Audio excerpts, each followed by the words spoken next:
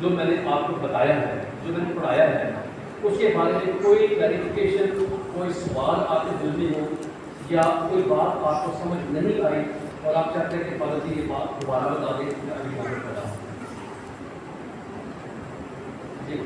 हाँ जी, मेरा सवाल है कि जब अहद इतने ज़्यादा हैं तो फिर कैथलिक कलीसिया ने फिर इसको दो में क्यों डिवाइड किया हुआ है, पुराना अहद अतीक और अहद जदीद?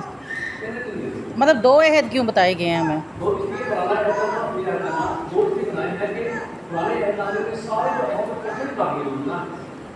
नया इसलिए कि नया अहदनामा शुरू यीशु से होता है, जब यीशु आ गया तो बाकी सारे क्या हो गए, पुराने हो गए।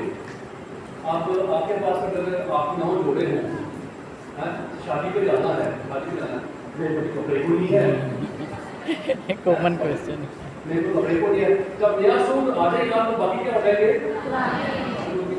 है तो 9 सूट पड़ेगा, कपड़ भरी हुई है, कपड़े को नहीं है।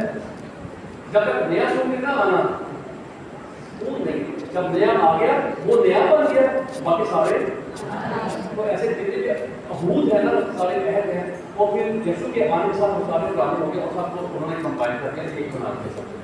जी जी